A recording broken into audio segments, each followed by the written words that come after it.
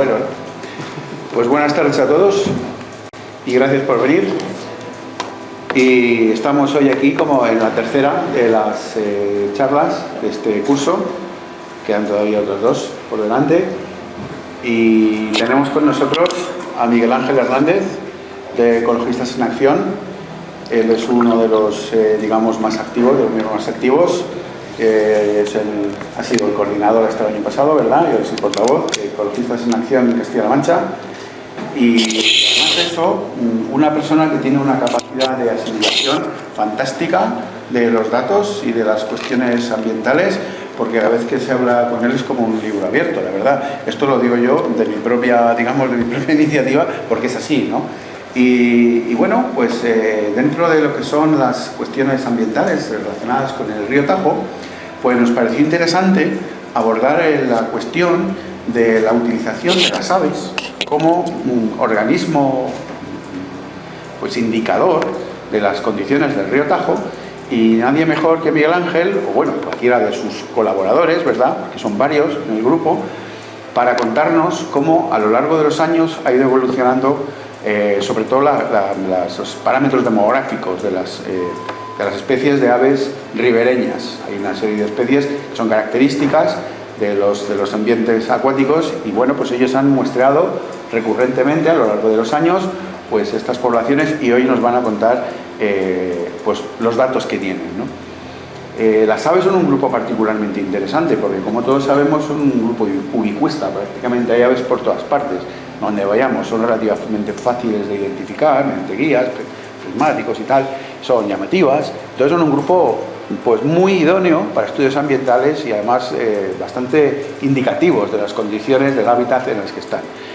Así que nada, sin más, os dejo con Miguel Ángel y bueno, pues estoy seguro que hoy lo vamos a pasar muy bien, aunque el mensaje no sea muy optimista, preveo, como suele ocurrir cuando hablamos del río Tajo en estas latitudes, pero seguro que nos vamos a divertir un montón, que lo vamos a pasar muy bien. Así que nada.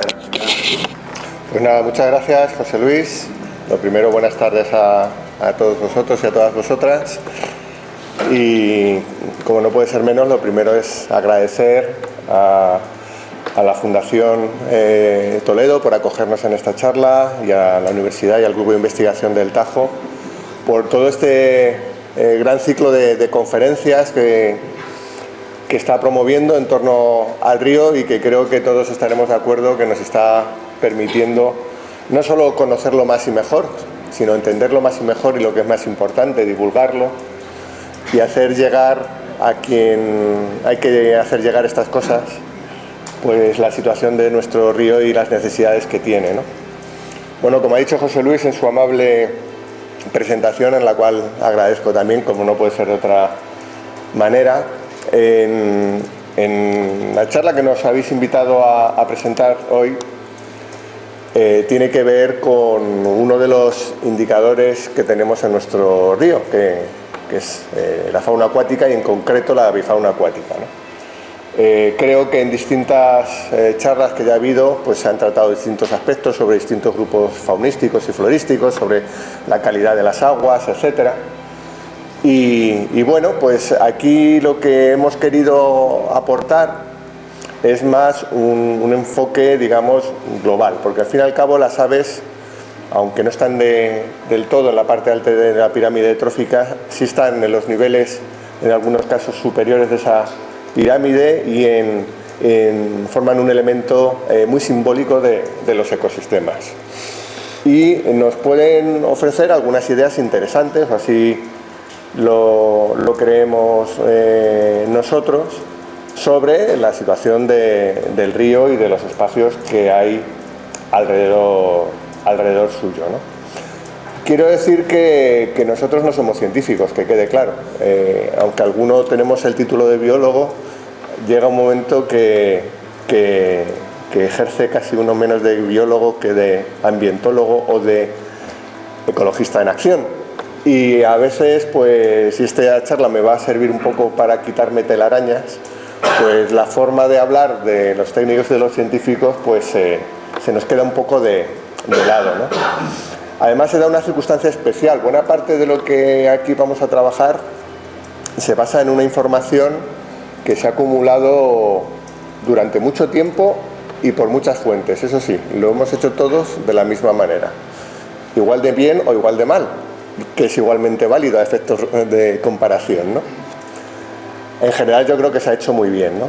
Y es un trabajo que empezó sobre todo por gente voluntaria, ¿no? Que, amantes de la ornitología.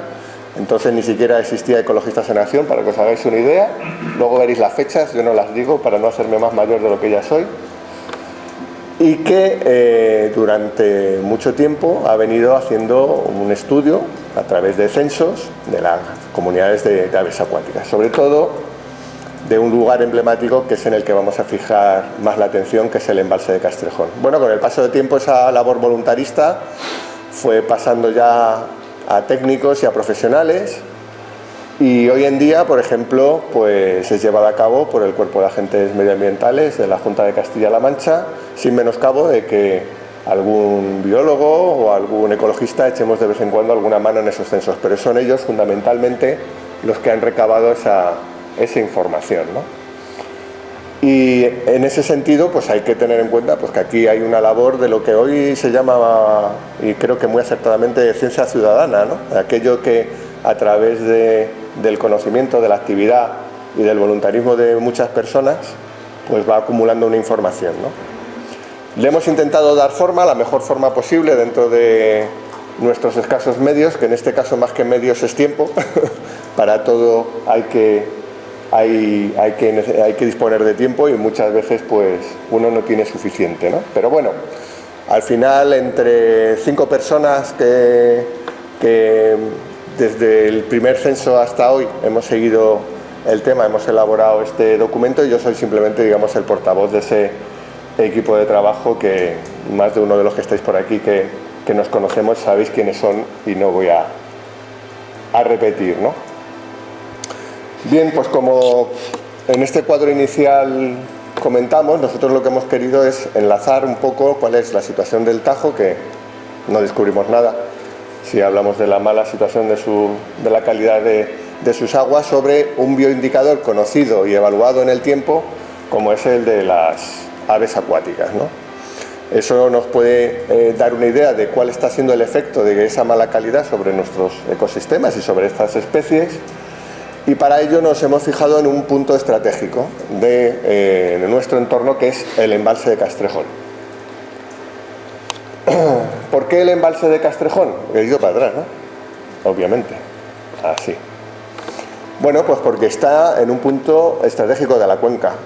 Está inmerso en lo que es el Tajo Medio, es decir, aguas abajo de las tomas de los embalses de Entrepeñas y Buendía, y recorriendo la provincia de Toledo.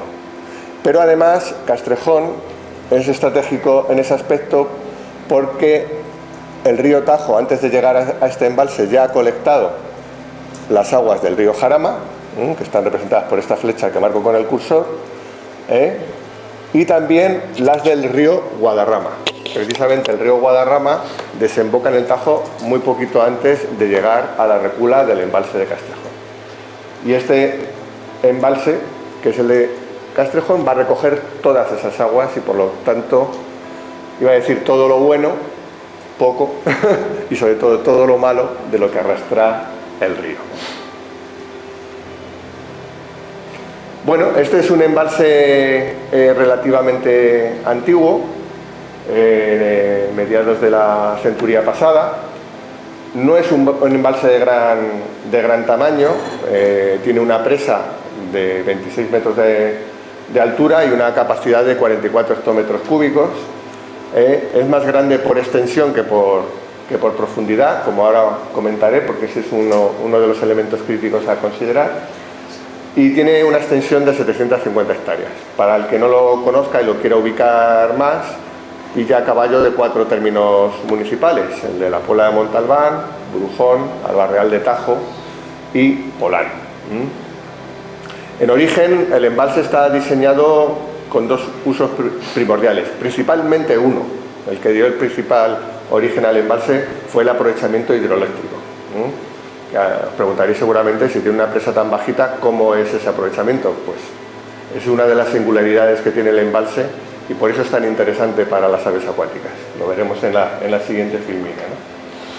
Pero ese fue uno de los motivos, ¿eh? Hay una instalación hidroeléctrica de 77 megavatios de potencia que pertenece a Unión Fenosa, y la otra finalidad que se le vio a esta infraestructura, como es de imaginar y siendo la zona que es el uso para regadíos. Uso que se ha ido incrementando en el tiempo, y este embalse, como muchos de vosotros ya sabréis, es el que alimenta y abastece los regadíos que se llaman de la margen derecha y de la margen izquierda de Castrejón, con lo cual está bien indicado a quién deben el agua esos regadíos. Como suele ocurrir con este tipo de infraestructuras y sobre todo por la presencia de agua y todo lo que atrae, suelen desarrollarse otras actividades secundarias, vamos a llamarlas así, ¿no? Entonces aquí, por ejemplo, se ha practicado tradicionalmente la pesca, ahora ya prácticamente no, porque la mayor parte del embalse se ha vedado por razones de conservación del medio natural. Sigue quedando una pequeña zona accesible a los pescadores, pero el resto está vedado.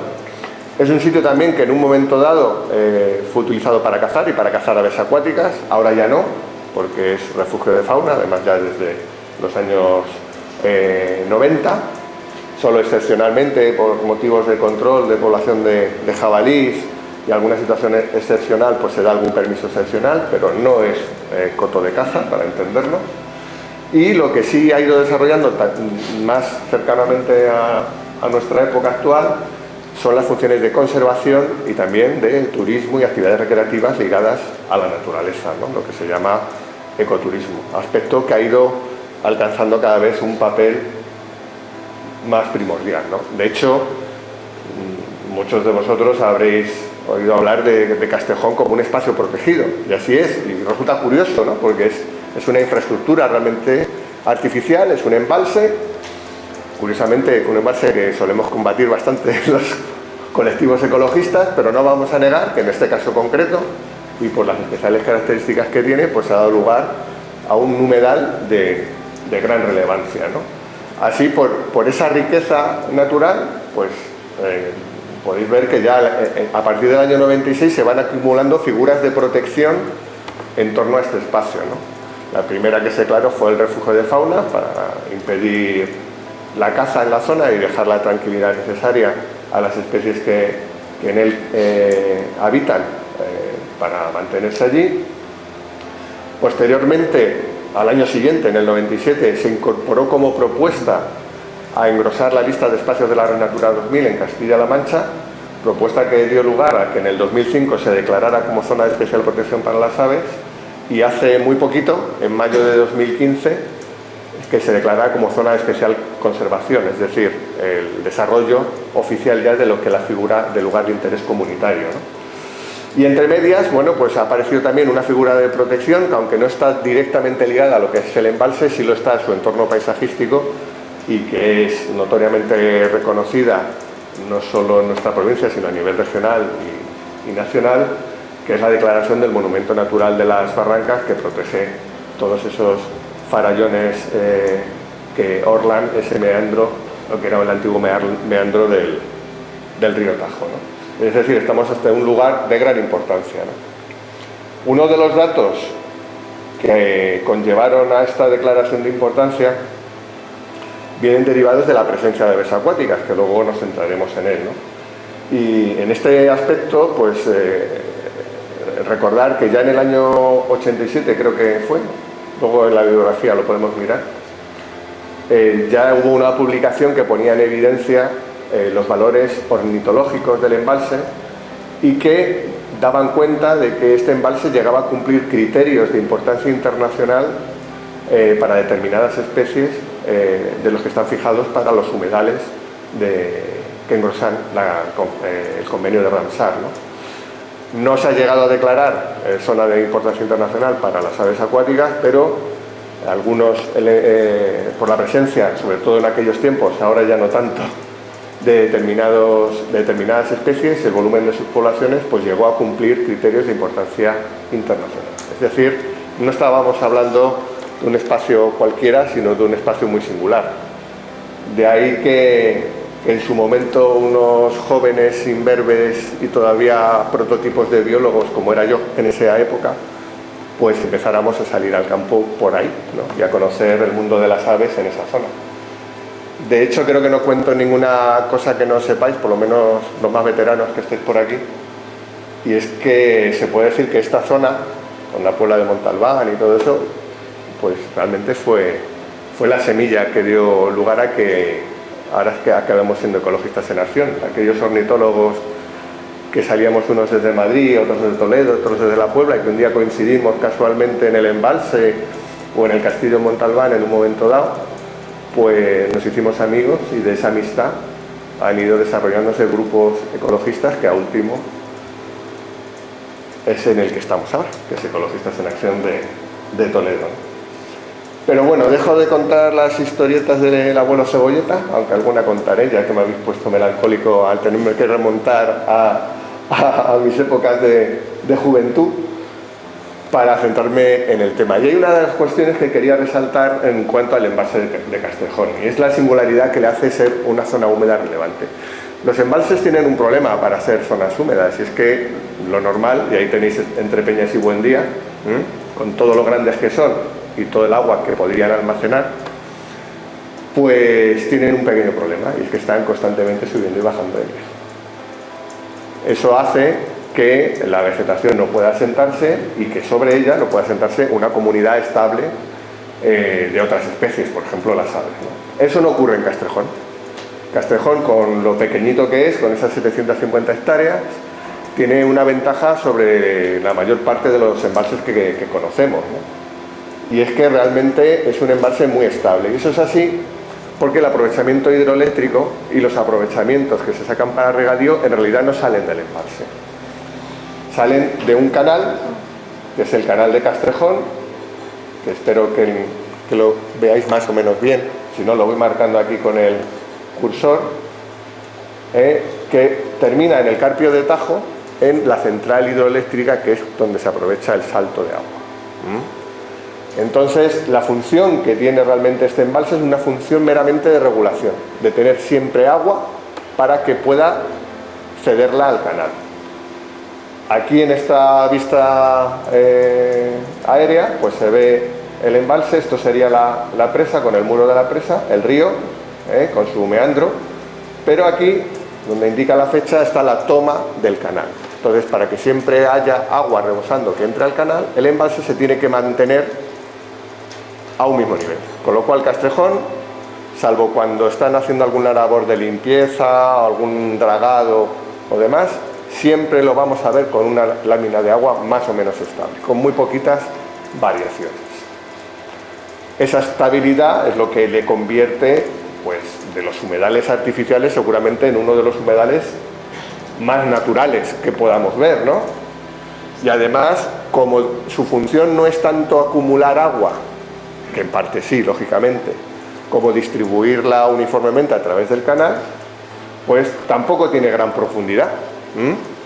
Realmente las zonas de mayor profundidad las encontramos en lo que es el antiguo cauce del río, que si algún día subís a los miradores de las barrancas y os fijáis, pues lo veréis marcado y que va justo pegado a las barrancas.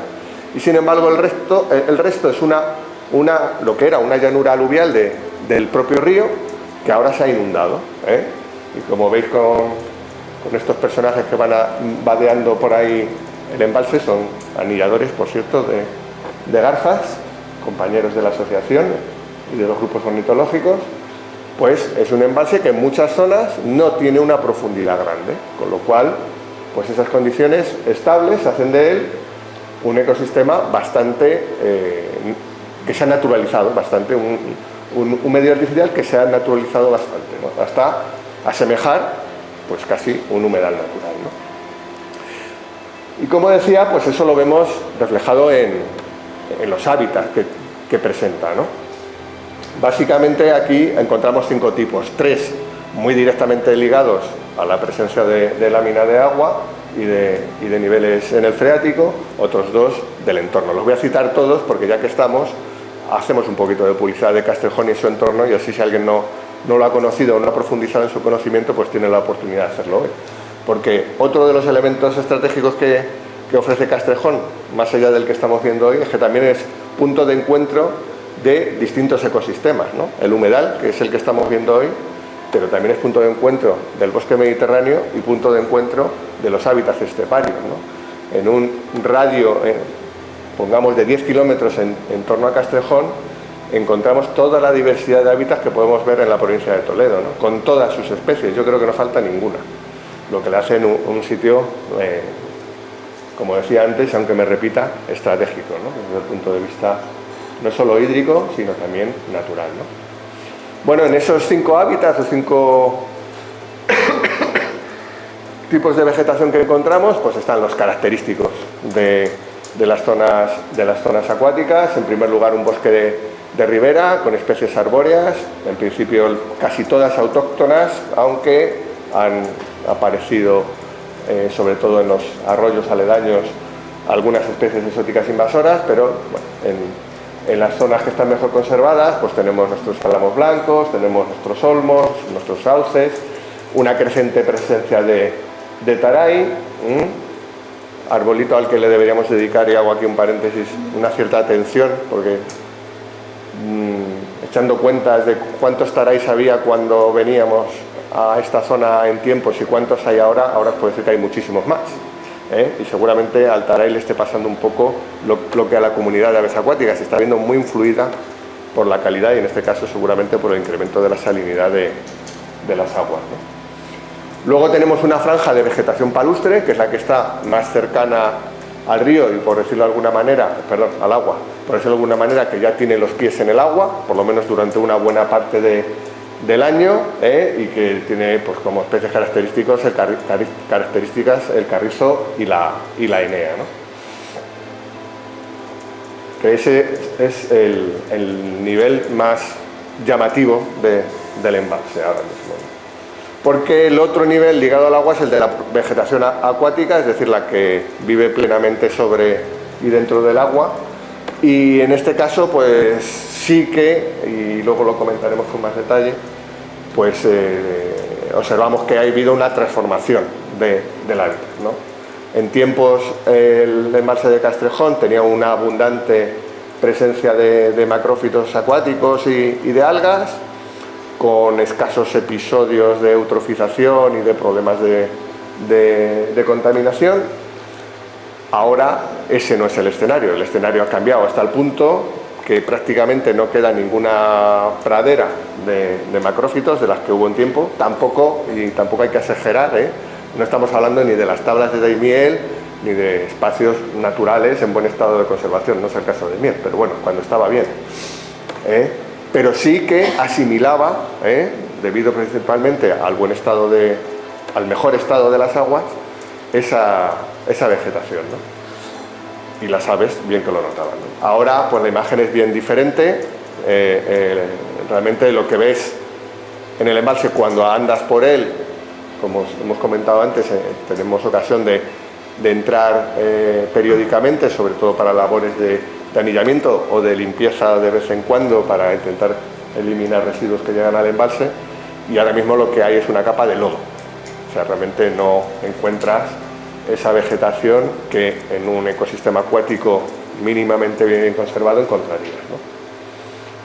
Fuera de lo que es la lámina de agua, hacer un poco de publi, como decía antes, el bosque mediterráneo, todo lo que es el sur del río Tajo, como sabéis, son los montes de Toledo y la meseta granítica, pues bien, llegan hasta el mismo embalse. Es más, en el embalse tenemos una representación magnífica de seguramente el que sea el último encinar bien conservado sobre zona aluvial que haya en toda la provincia, debería estar declarado microrreserva o algo parecido, ¿no?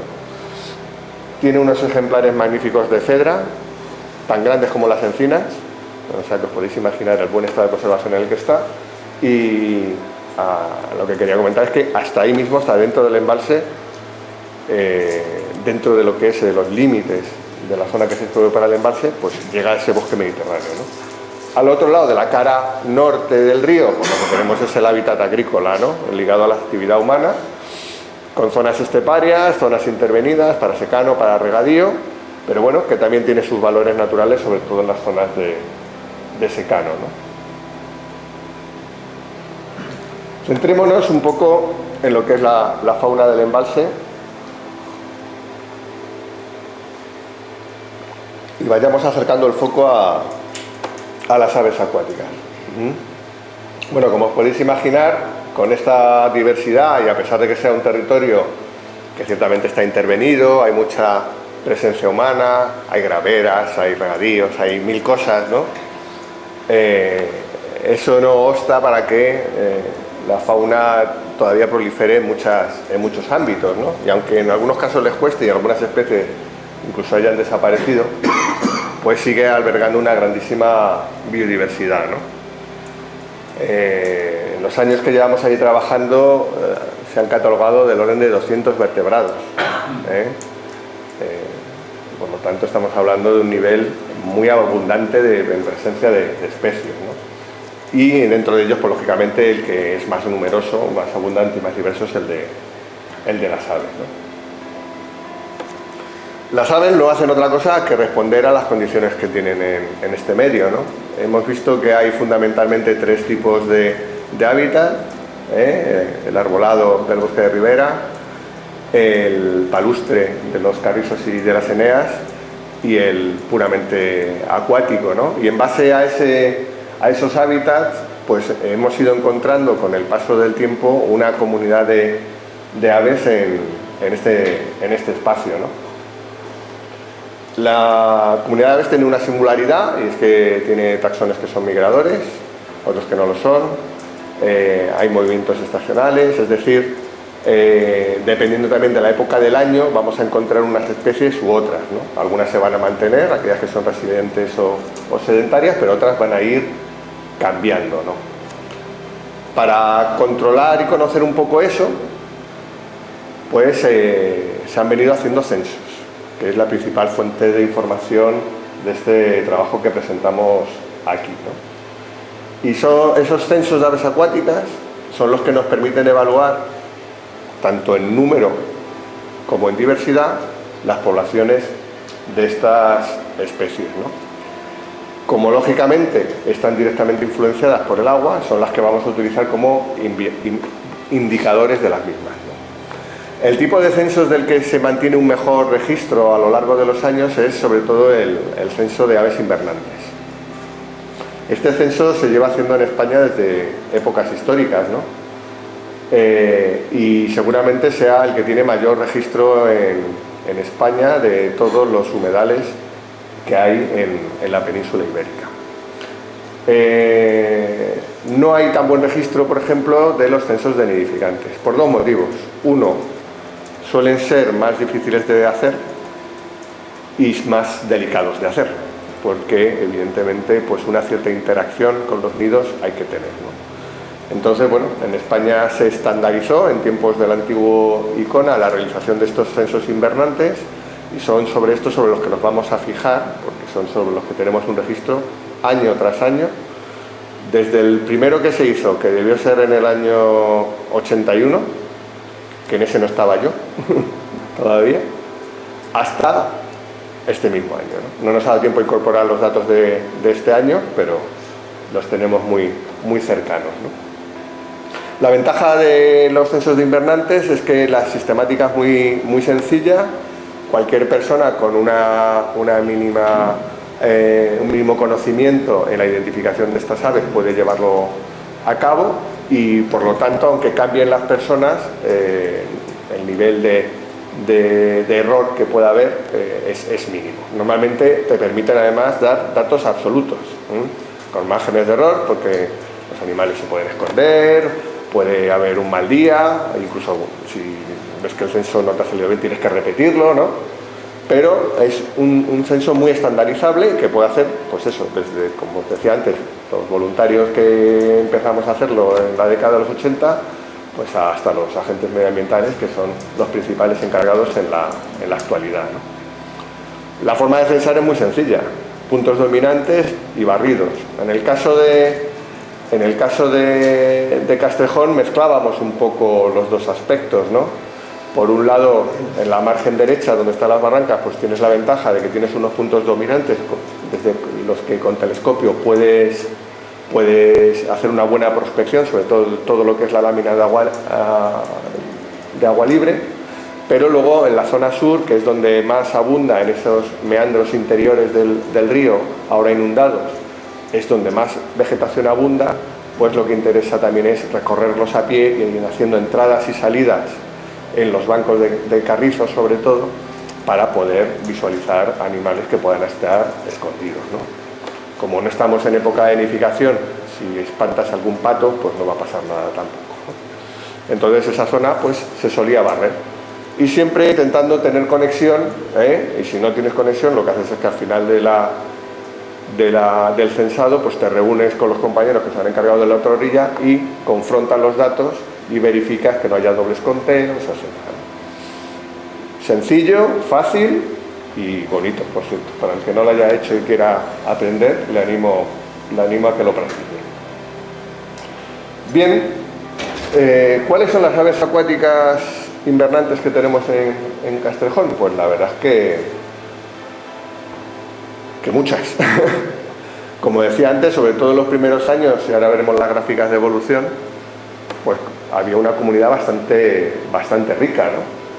Y eran muy numerosas las especies. Incluso en aquellos tiempos yo recuerdo como mis profesores de la Autónoma de Madrid pues, nos llegaban a decir que incluso Castrejón funcionaba un poco de reservorio de los humedales de la Mancha cuando estos no iban bien. Y es cierto, cuando había problemas de sequía que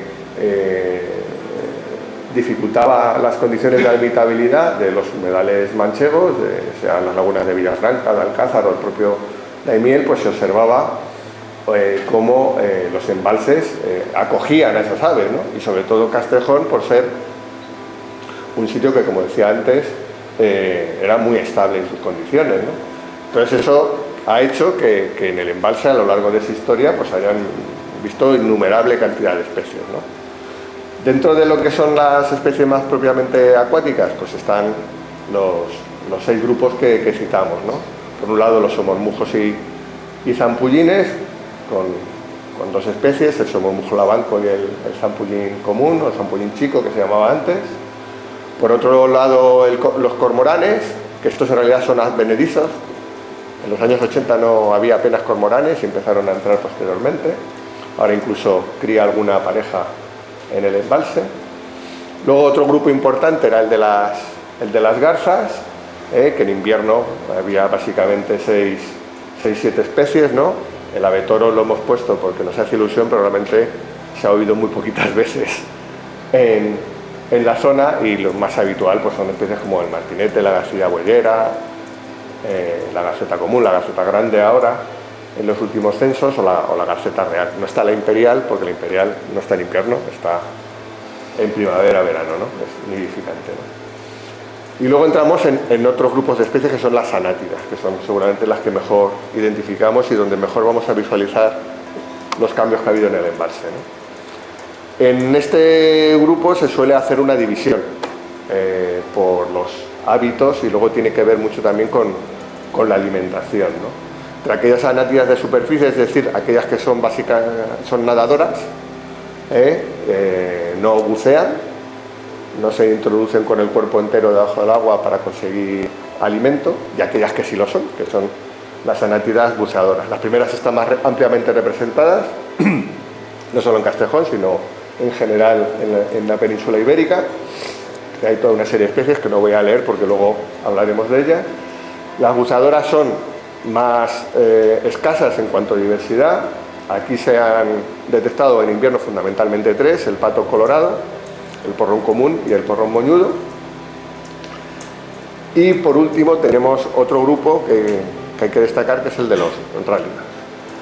Estas especies que son semizancudas, podemos decir así, aspecto de gallina, luego veremos alguna imagen, y que en nuestro embalse pues están representadas por especies como el rascón, la gallina o gallineta común, la focha común y por último el calamón. Calamón que, como antes os he contado, el cormorán le pasa lo mismo.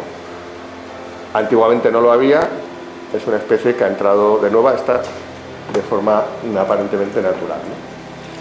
Bueno, estos son, digamos, los grupos esenciales. Hay que decir que hay otros grupos más o menos ligados al agua.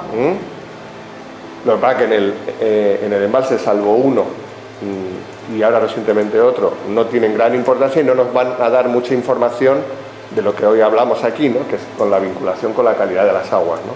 Entonces hay que decir que bueno, que allí también en invierno se ven gaviotas de varias especies, por supuesto cigüeñas, eventualmente espátulas, algún flamenco, limícolas, sobre todo aves frías, alguna cigüeñuela, alguna cosita así, alguna andarríos, rapaces. De Higos a Breva se ve alguna águila pescadora, se ven mucho más aguiluchos laguneros, y las grullas, otra adquisición reciente, ¿no? La grulla antes no invernaba en la zona del embalse, ahora sí lo hace, pero que utiliza el embalse básicamente de dormidero, allí no se alimenta. Sospecho que no se va a ver muy bien, ¿se ve? Bueno, una cosa interesante de cara luego a valorar los datos de los censos y de la evaluación de las poblaciones tiene que ver con los hábitos de las especies, el saber cómo funcionan y por qué en un momento dado se pueden ver influenciadas por, en este caso, la calidad de las aguas, ¿no? En este aspecto hay tres tipologías de aves, vamos a decirlo así, por sus hábitos. Hemos hablado ya de las buceadoras, por un lado, también de las nadadoras. Había un tercer nivel, que serían las vadeadoras, es decir, las que van andando por las aguas someras, vamos a decirlo de esa manera. Eso no quiere decir que eventualmente pues, se puedan encaramar a la rama de un árbol, engancharse a un carrizo, pero su relación con el agua suele ser de vadeo, suelen ser todas esas especies zancudas, todas las garzas, por ejemplo, pero también algunos de los rálidos, como pueda ser el calamón, por ejemplo, o el rascón, ¿no? Y luego otro aspecto importante, ligado también a este tipo de hábitos en la forma de deambular por estos hábitats, es la alimentación. Aquí hay básicamente tres tipos, aunque hay muchas luego pequeñas variaciones, ¿no?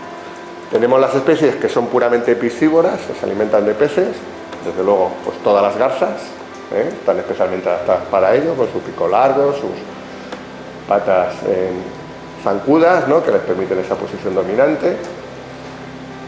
Entre el resto de especies, el cormorán también es una especie piscívora, o el somormujo, es fundamentalmente piscívoro. Luego tenemos otros que son herbívoros, es decir, que comen vegetación, bien sean brotes, pasto o vegetación acuática, que ahí combinaríamos los que son herbívoros con los que son buceadores fundamentalmente. Y luego otro grupo que es más, digamos, más omnívoro, que pueden alimentarse tanto de vegetación como sobre todo de pequeños animales, sean invertebrados o sean vertebrados, pequeños peces, ¿no? Esos distintos grupos con esas distintas características van a habitar el espacio de una diferente forma y se van a ver afectados por las condiciones del espacio de una diferente forma, ¿no? Bien, pues entremos en materia ya, que ya va a ser hora.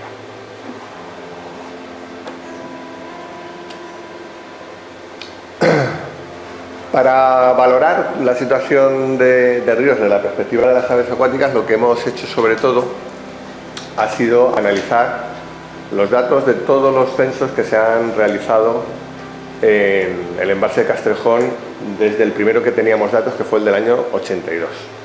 Ya digo que anteriormente sí había hecho algún censo, pero no tenemos esos datos, con lo cual, pero eran muy cercanos en fecha, puede ser del 80-81, ¿no? Y los hemos analizado hasta ahora. Como la lista era muy larga y para no perder la perspectiva, de cara a la exposición lo hemos dividido en tres grupos, en los que hemos ido observando determinados cambios en la evolución o la situación de las poblaciones, ¿no? Digamos, el núcleo inicial de los primeros años en que hicimos los censos, que abarcan desde el 82 al 87, un segundo grupo de la primera década de este siglo, que abarca los años del 2003 al 2007, y un último grupo, el más reciente, que abarca los censos desde el 2011 al 2015. Eso nos permite un poquito fijar mejor la imagen sobre los cambios que ha habido en todo este tiempo, ¿no? Entonces, el primer cambio que hemos observado es en cuanto a cantidad. Los censos que se realizaban en los años 80 marcaban unos niveles de presencia de aves acuáticas notablemente superiores, y sobre todo respecto de los últimos años, a los que se obtienen actualmente, ¿no? En aquellos tiempos estamos hablando de volúmenes de aves que estaban por encima de los 5.000 individuos, solo de aves acuáticas, ¿eh? No estamos entrando en otras especies. Esos niveles ya se fueron viendo mermados en el periodo intermedio de los años 90 y primera década de los 2000, y de un tiempo a esta parte han sufrido un segundo decrecimiento, hasta el punto que, bueno, pues se ve que algunos años los niveles están incluso por debajo de los 1.000 ejemplares.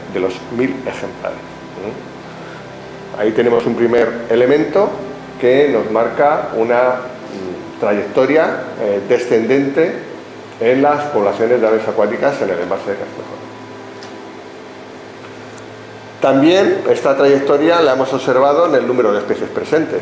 Podría ocurrir que fuera solo un efecto demográfico, de volumen de población, pero no, hay un efecto también cualitativo, no solo cuantitativo. No solo hay menos individuos en total, sino que los hay de menos especies. En este sentido, hemos puesto la riqueza en bruto, riqueza, el número de especies presentes. Habíamos hecho una serie de cálculos, pero hemos visto que daba el mismo resultado, con lo cual, si lo puedes decir más sencillo, ¿para qué lo vas a decir más complicado, ¿no? Si uno observa la evolución del número de especies, pues encontramos que hemos llegado a tener niveles normalmente por encima de las 20 especies diferentes, que incluso llegan hasta los principios de la década primera de este siglo, para empezar a bajar y disminuir claramente a lo largo del transcurso de los últimos años. Es decir, no solo hay un menor volumen de población, sino que además hay un menor número de especies presentes en el embalse. Valorándolo por grupos, pues uno de los grupos que más sensiblemente ha visto variado su comportamiento ha sido precisamente el que más depende del agua. El que está en contacto directo con el agua, desarrolla la vida prácticamente en el agua y se alimenta en el agua, que son las anátidas. Este grupo, que os recuerdo que aquí juntamos tanto a anátidas de superficie como anátidas buceadoras, ha llegado a tener hasta 8, 10, incluso 11 especies diferentes avistadas durante los censos de hidrocantes en el embalse. Últimamente, si llegamos a 6, ya es mucho. Es decir, la riqueza de la presencia de especies ha disminuido prácticamente a la mitad. Y eso que a partir del 2015 la cosa ha empeorado bastante. O sea, los últimos años son más parecidos al 2015, el 2019 y el 2017 que a los anteriores. Es decir, las aves acuáticas anátidas, las específicamente adaptadas al medio acuático y más sensibles, por tanto, a su situación, están disminuyendo de forma muy significativa en esta zona. En volumen de ejemplares, pues os podéis imaginar que también, ¿no? En su momento engrosaban más o menos la mitad de los animales que se censaban en el embalse. Veíamos antes que se contaban de orden 5.000, entre 5.000 y 6.000 en la década de los 80. En esa época cerca de 3.000 solían ser anátidas. Ahora pues vemos que, salvo picos puntuales como los que hubo en el 2003 o en el 2011, por cierto, relativamente coincidentes con sequías en otras zonas húmedas, pues lo normal son volúmenes en torno a 1.000, 1.500 y ya por debajo de los 1.000 ejemplares. Es decir, un nivel de descenso dramático, no hace falta poner porcentaje, ¿no? Muy llamativo. Si lo vemos en algunas especies, pues resulta todavía más revelador. Por ejemplo, una de las especies que más ha dejado de verse ha sido la ana de Silbón, un ana de nadador, en el cual siempre había varias decenas de individuos en época invernal pero que ya desde los años 90 ya prácticamente su presencia en el espacio es muy puntual. Incluso pues hay años que ni siquiera se ha censado ninguno. Otro ana de nadador, en principio debía ser más común que el anterior, y de hecho lo es el ana de friso. Sigue una evolución parecida a la disminución o incluso a la desaparición en los conteos que hacemos en el envase. Si pasamos a las especies buceadoras, pues nos pasa exactamente igual. Aquí, como decíamos antes, me ha faltado una foto ahora que lo veo, porque teníamos 3 especies, ¿no? El pato colorado, el porrón común, que es el de la imagen superior, y el porrón moñudo. Pues sobre esas 3 especies hemos hecho esta gráfica, y vemos cómo ha habido un descenso muy notable de la presencia de estos animales. Antiguamente pues era muy fácil verlos en el embalse, de un tiempo a esta parte han disminuido mucho, y algunas especies como el pato colorado, salvo que alguien luego entre el público me corrija, creo que llevamos ya unos cuantos años sin ver ninguno por la zona, ¿verdad? Otra especie interesante, aunque la gente le presta poca atención porque piensa que es relativamente común y relativamente acomodaticia a las condiciones de los humedales, la focha. Pues no es así. La focha precisamente es una especie bastante sensible a los cambios, entre otras cosas porque se alimenta es buceadora y se alimenta mucho de vegetación subacuática y de lo que hay en torno a esa vegetación, sean invertebrados o pequeños vertebrados, ¿no? Con lo cual es una especie que, si esas condiciones desaparecen, pues ella va detrás. Y es exactamente lo que ha pasado. A pesar de que es un animal que lo hay por miles, decenas de miles, centenares de miles en España, en Castrejón, un hábitat que en principio era relativamente bueno para ella. Fijaros que aquí estamos hablando que no era raro que hubiera más de 1000 ejemplares de focha común en el embalse de Castrejón. A partir de un momento empieza a desaparecer y últimamente pues ya ver una focha es casi como si viéramos, ¿qué voy a decir yo? Un quebrantahuesos, ¿no? Que está extinto en nuestra región, ¿no? Y solo se ven ejemplares introducidos, ¿no? Pues en Castrejón, con una especie tan común como la focha, hemos observado esta evolución tan drástica, ¿no?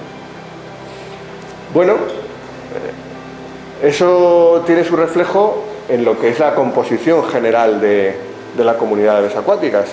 Han ido desapareciendo sobre todo las anátidas, que es el grupo que, como veíamos aquí, es más sensible a las condiciones del agua, y en cambio han ido apareciendo otras. Aquí, porque me imagino que no lo vais a ver muy bien, en el cuadro del 82, la mitad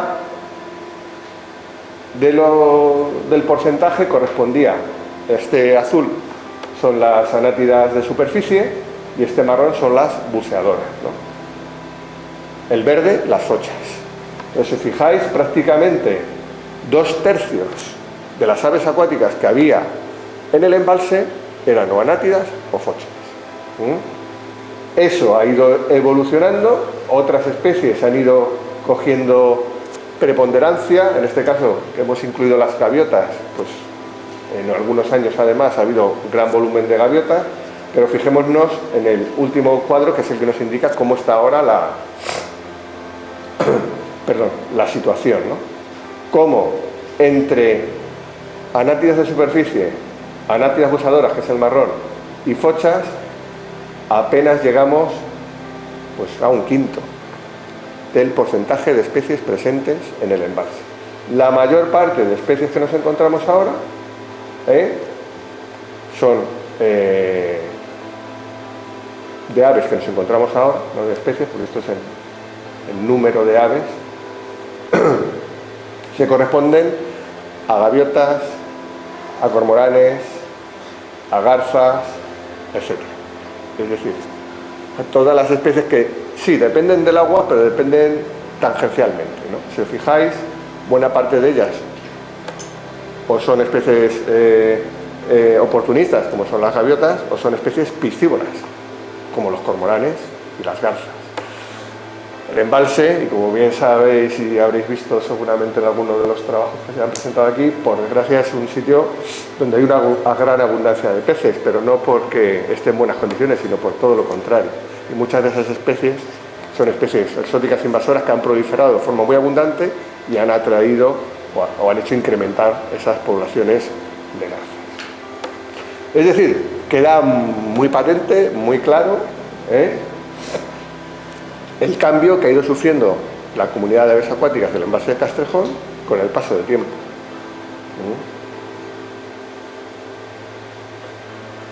Bien, aquí entraríamos más en la parte científica. Nosotros siempre hemos lanzado una hipótesis, las hipótesis hay que demostrarlas, ¿no? Pero bueno, luego dejaremos esto aquí para que los científicos, si quieren, se pongan a trabajar, ¿no? Pero parece bastante claro que ha habido un cambio, una evolución en la población de aves acuáticas de Castrejón. ¿Puede haber más factores que hayan podido influir además de la calidad de las aguas? Pues sí, evidentemente. Pero algunos han sido hasta positivos. Me explico. En ese periodo de tiempo se ha prohibido la caza. En ese periodo de tiempo se ha prohibido la pesca. Es decir, el sitio es más tranquilo. Los animales encuentran allí mejor refugio que lo que tenían antes, cuando en los años 80 todavía se les cazaba, por ejemplo. Y no podemos decir, por ejemplo, que la situación de cambio que ha habido en ese tiempo tenga que ver con la cantidad de agua, porque si bien es cierto que el río Tajo trae menos agua, en el embalse está siempre acumulada. Y tenemos esa estabilidad que es insensible al paso de los años y al paso de las estaciones. Por lo tanto, a nosotros por lo menos, como factor discriminante de la evolución y viendo cómo ha evolucionado también la comunidad vegetal, lo que pensamos es que ese cambio ha tenido que ser debido a un cambio en la calidad de las aguas y a un cambio, sobre todo, que hemos visto por la desaparición de la vegetación acuática. Hay que decir, y eso también eso también se está viendo en otros humedales en la región. Sin ir más lejos, recientemente ha publicado la Junta, ha hecho un informe, que no está publicado todavía, la Junta de Castilla-La Mancha, sobre la situación de las aves acuáticas que son cazables en nuestra región. Y se ha dado cuenta que todas estas de aquí, el ánsar común, el ana de friso, el silbón, la cerceta, el ana de raburo, el pato colorado, el porrón común y el porrón moñudo, están en un estado de conservación desfavorable. Dicho en una imagen, presentan una gráfica muy parecida a las que hemos visto para estas especies en el embalse de Castrejón. Es decir, las poblaciones han ido en disminución, no han desaparecido, pero siguen una evolución desfavorable. Curiosamente, y esto es interesante destacarlo, las que no muestran un estado de conservación desfavorable, sino favorable, esto quiere decir que o bien se ha mantenido o bien incluso se han incrementado un poco, son tres: el ana de real, el pato cuchara y, curiosamente, y por eso está subrayada, no sé qué he hecho, la focha común. Este dato es muy interesante porque nos hace ver que Castrejón tiene algo diferencial respecto del resto. Es cierto que las aves acuáticas, en general todas las aves, pero las acuáticas también, están en un proceso desfavorable desde hace ya mucho tiempo, por muchos factores, ¿no? Pero en el caso de las acuáticas, el principal factor es el deterioro, lógicamente, de su hábitat, ¿no? Y eso, pues, lógicamente, lo puede sufrir Castrejón al igual que otras zonas, ¿no? Pero el hecho de que la focha común, que es una especie que en el resto de Castilla-La Mancha está en buen estado de conservación, en Castrejón prácticamente esté desaparecida, nos hace ver que aquí se han podido agudizar algunos de los problemas que tenemos en el resto. Solo comentar que debido a este informe, precisamente, y también por contar algo que a mí por lo menos me parece bueno, desde este año, cuando se publique la Orden de Vedas, todas estas especies que están en un estado de conservación desfavorable no se van a poder cazar, como parece lógico. Bastante mal están ya las pobres como para sufrir además capturas y se van a dejar solo como cazables dentro de las aves acuáticas a estas tres: el ánade real, el pato cuchara y la focha. Bueno, aquí ya casi es un poco de discusión y casi también lo podríamos hablar entre todos, ¿no? Nosotros evidentemente somos conocedores de la situación por la que pasa el río Tajo, cuáles son los problemas de contaminación que tiene, tanto el nivel habitual que conocemos todos, que aunque cumpla los parámetros que permite la legislación, desde luego siguen siendo los parámetros de un río contaminado, con carga orgánica y con carga de otros contaminantes, más los problemas que tiene de vertidos. Nosotros lo que vemos, lo que hemos visto en Castrejón, es que ese embalse, con el paso del tiempo, ha ido perdiendo toda su vegetación acuática y además se ha ido colmatando también porque la presa ha hecho de tope de todos los sedimentos que trae el río, ¿no? Esta es una imagen precisamente que muestra el embalse uno de esos días que están de limpieza y entonces han bajado el nivel de las aguas, ¿no? Como podéis ver, toda la zona somera es un fangal y es gris, o sea, no tiene nada de vegetación, absolutamente nada de vegetación acuática. Si hubiera algo de vegetación, hubiera quedado sedimentada sobre la superficie del fango y la podríamos ver aquí reflejada. Las matitas, bueno, estas cositas verdes que veis por aquí son sobre todo zonas con pequeñas matas de carrizo o de enea, ¿no? Por lo tanto, ¿nosotros qué decimos? Pues bueno, pues que la comunidad de aves acuáticas nos está dando la alerta, una alerta más, otra que añadir más, de cuáles son las malas condiciones por las que atraviesa nuestro río, cómo nuestro río y la mala calidad de sus aguas está afectando a los ecosistemas en todos sus niveles, incluso en el de las aves acuáticas, y que por lo tanto es otro elemento a considerar, ¿no? A nosotros nos gustaría que después de este ejercicio, como os decía antes, más voluntarista que científico o técnico que hemos hecho hoy aquí para contaros esto, pues que, bueno, pues desde quien tiene la capacidad de hacerlo, desde la administración, desde las instituciones científicas, pues esto se valorará más, se estudiará más. Sobre todo teniendo en cuenta además que los datos están ahí, y que cualquiera los puede coger, los puede trabajar y los puede analizar, ¿no? Otra cosa importante que nos delata toda esta situación, que desde luego, pues hombre, algo no debemos estar haciendo bien y por lo tanto deberíamos profundizar más en las medidas de conservación, ¿no? Hemos mejorado en la conservación de los hábitats, no hay que negarlo, tenemos un montón de figuras de protección en torno a esta zona, pero parece que de la declaración y de los planes que tenemos de protección y de gestión a los hechos y a los resultados en la conservación sigue habiendo un trecho muy largo, ¿no? Y observa uno con tristeza que esas figuras de protección muchas veces son figuras de papel, ¿no? Que a la larga, pues curiosamente, ahora estamos observando en Castrejón o queriendo proteger en Castrejón algo que no era el motivo por lo que se protegió en su día, ¿no? La comunidad de aves acuáticas por la que Castrejón llegó a cumplir los criterios de importancia internacional ha cambiado y es otra diferente.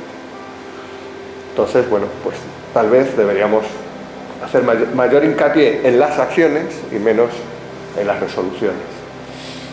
Y en ese aspecto, desde luego, mantener lo que hay es fundamental, los niveles de protección, el mantenimiento de la no caza, de la no pesca, mantener la tranquilidad. Hay que decir que desde que no se caza y no se pesca, aquellas especies que sí pueden vivir allí porque tienen las condiciones de hábitat adecuadas han aumentado de forma muy llamativa, sobre todo las garzas. Castrejón ahora tiene una de las más importantes garceras de toda España, con garza real, garza imperial y marquinete sobre todo, y con recientes incorporaciones de especies muy llamativas que ya está pendiente de publicar y por eso no digo nada, que estos ornitólogos son muy suyos. Pero para terminar, lo que está claro es que si queremos que Castrejón vuelva a resplandecer como humedal que fue y con esos valores, Y con los objetivos de conservación que están marcados en todas esas figuras de protección, el elemento fundamental sobre el que tenemos que trabajar es sobre el agua. Solo si conseguimos que haya un agua, en este caso en calidad, ya decimos que si es en cantidad mejor, pero no ya tanto por Castrejón sino por todos nuestros ríos, solo faltaba, ¿no? Pero considerando que Castrejón siempre va a tener ese nivel estándar, nivel fijo de agua para alimentar el canal, pues la calidad va a ser el elemento crítico. Y en ese sentido, pues como bien sabemos, ahora lo único que estamos haciendo es acumular contaminantes. Y nada, solo quería terminar agradeciendo primero vuestra atención y luego sobre todo, si hubiéramos puesto la lista aquí de las personas que han intervenido en esos censos, en esos trabajos, tal, hubiera salido la lista como al final de las películas estas con muchos efectos especiales. No sé si alguno se ha quedado hasta el final, yo a veces me quedo. Y estás como 10 minutos viendo personas, ¿no? Pues esto igual. O sea, pensar que aquí hay censos en los que han llegado a trabajar 20 personas a la vez y estamos hablando que hemos empezado en el año 80 y hemos terminado en el 2017. Entonces todas esas personas, sean de colectivos ambientalistas, sean técnicos o agentes medioambientales, pues se merecen nuestro agradecimiento y nuestro reconocimiento y sobre todo nuestro impulso para que nos sigan alimentando de información y podamos seguir trabajando con todos estos elementos y que esperemos que algún día también les devolvamos un poco el esfuerzo que están haciendo con un río, un agua que esté en mejores condiciones y una recuperación de un embalse que hoy por hoy pues nos tiene encendida esa señal de rojo, de peligro, de estamos haciendo las cosas mal y que esperemos que algún día se convierta en una señal de verde, de por fin el río es lo que debe ser. Muchas gracias.